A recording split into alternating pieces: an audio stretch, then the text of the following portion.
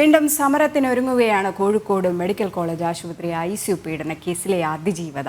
തന്റെ മൊഴി രേഖപ്പെടുത്തിയ ഗൈനക്കോളജിസ്റ്റിനെതിരെ നൽകിയ പരാതിയുടെ അന്വേഷണ റിപ്പോർട്ട് ആവശ്യപ്പെട്ടാണ് സമരം. ഇതേ ആവശ്യവുമായി നേരത്തെ നടത്തിയ സമരം മുഖ്യമന്ത്രി ഇടപെട്ട് തീർത്തിരുന്നു. എന്നാൽ അന്വേഷണ റിപ്പോർട്ട് ലഭിക്കാത്ത സാഹചര്യത്തിലാണ് വീണ്ടും സമരത്തിന് ഒരുങ്ങുന്നത്. ഗൂഗിൾ ചേരുന്നുണ്ട്.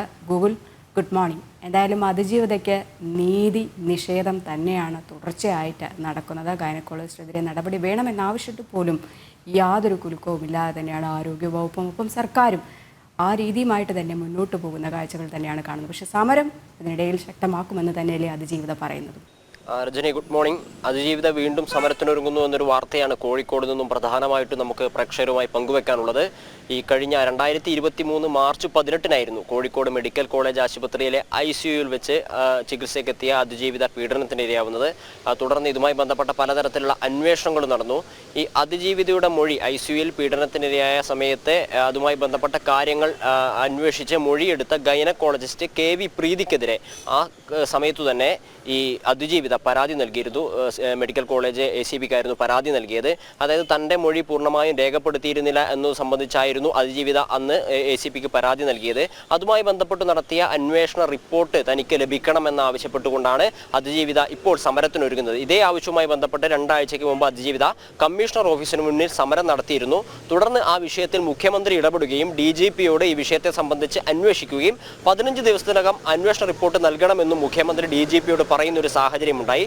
അതിൻ്റെ അടിസ്ഥാനത്തിൽ DGP ഉത്തരമേഖല IG K സേതുരാമനുമായി ബന്ധപ്പെടുകയും അദ്ദേഹത്തോട് ഈ വിഷയത്തെക്കുറിച്ച് അന്വേഷിക്കാനും 15 ദിവസത്തിനകം ഇതേപോലെ റിപ്പോർട്ട് നൽകണമെന്ന ആവശ്യം ഉന്നയിക്കുകയുണ്ടായി.